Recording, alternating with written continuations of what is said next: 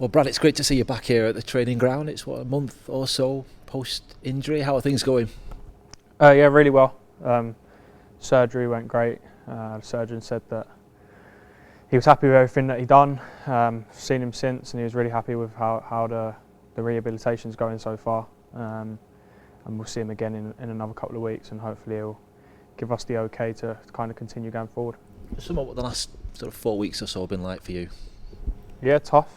Tough mentally, tough physically, but luckily I've got the right people around me to kind of have got me through that.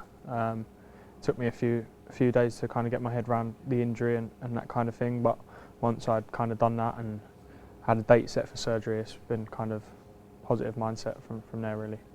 Is that the hardest part with an injury like this, the mental side of it at times? Yeah, I'd probably say so. I think you've got to get your head around that you're going to be out for a long period of time, and you've got to get your head around that you need to make sure you do everything right to give yourself the best chance of coming back better than you was before, which is my aim, obviously the physio's aim and the club's aim. When it happened, the injury, did you know straight away? Yeah, I think so. Yeah, pretty much. As soon as I felt it go. I think you could tell that the amount of pain I was in. It was a tough one. And I said to Ollie at the time that I think I know exactly what it is. People obviously try and tell you to kind of stay positive until you know the results, but I think between me and Ollie we kind of knew, and I think it's better it was like that I knew, because you don't give yourself any false hope. You can kind of start getting your head around it straight away, and that's what I did. That's my day. Yeah, I think the ACL is probably the worst one. The worst injury you can probably get in as a professional footballer. It's getting more and more common, it seems to be nowadays, but that's probably kind of a blessing in disguise, because there's a lot more research going into it and techniques and how to rehab, and obviously people are coming back at a better rate, quicker, and becoming better by having the injury. So yeah, I'm kind of seeing it as a positive, and that I've got 9 months, 8-9 months to kind of make myself perfect in every way. And you don't really get a chance to do that in your career if you don't get an injury like this. So that's the way we're kind of looking at it, and hopefully I'll know I'll come back bigger and better and stronger.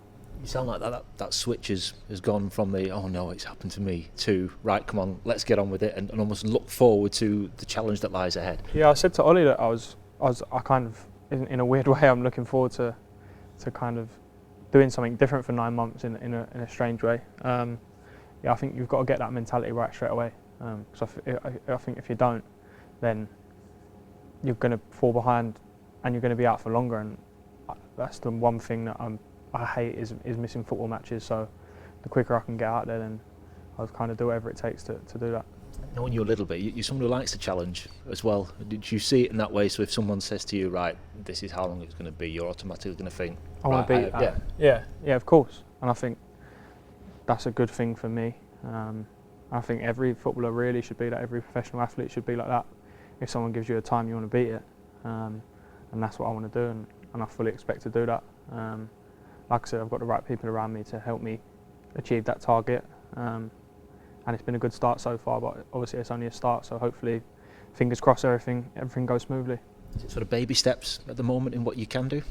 Yeah, baby steps, but it's an injury where every day you kind of see an improvement, which I feel like is a good thing for me, rather than if you break your leg, then it's kind of 8 weeks of letting it heal, doing nothing. Whereas this injury is every single day you can do something different. You put a bit more weight on, and there's always a progression.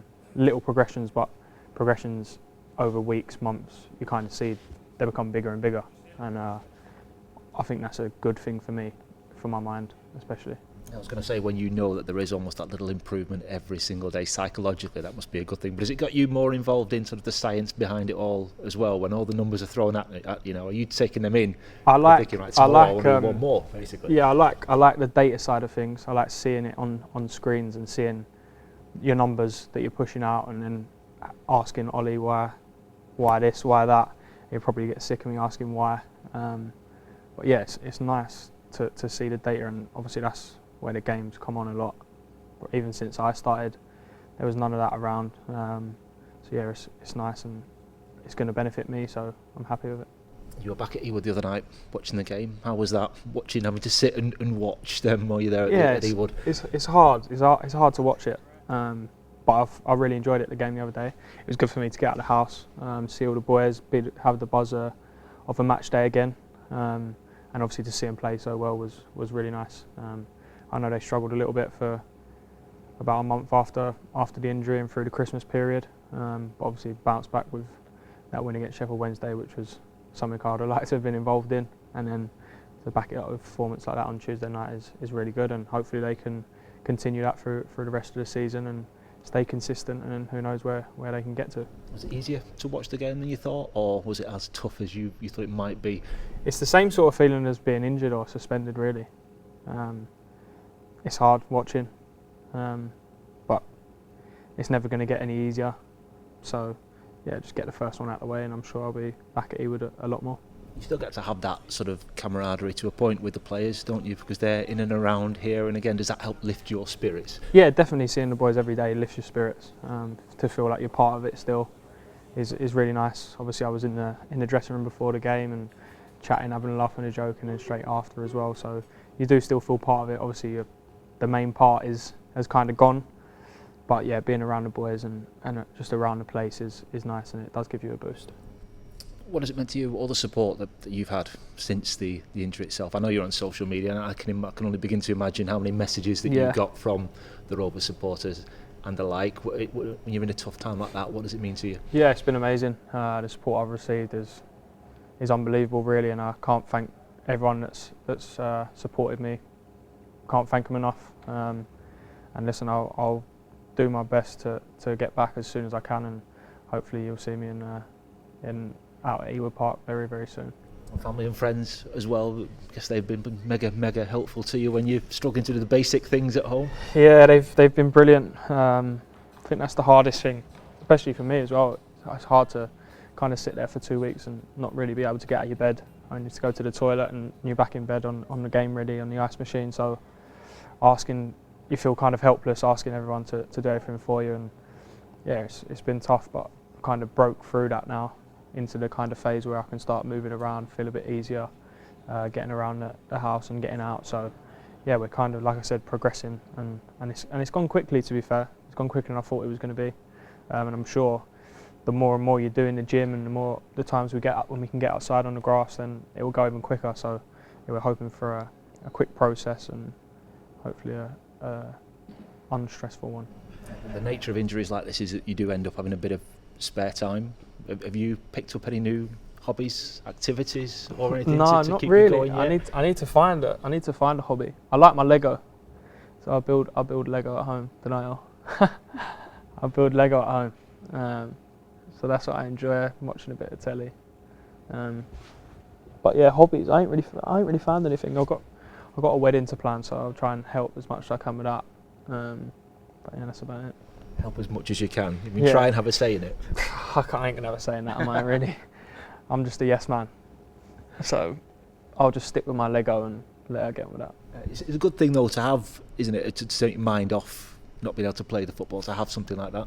Yeah, of course. I think you have to. I think you have to kind of look at other things you can do, take your mind off it. Because I think if you get obsessed with your knee and obsessed with the injury, I think it becomes a hindrance. I think that maybe that's not a good thing, and I'm not going to do that. I won't let that be in my thoughts 100% of the time. I think it's good to switch off and go and do other stuff. Always, obviously, bearing in mind that you're looking after your knee and not doing too much. But I think you can't become obsessed with it, because that would be to the detriment of everything else. Better let you go. We're in luck. I think you've got work to go and do now. Yeah, I have. Yeah, I'm still not finished today. First one in, last one out at the minute, so it's fine.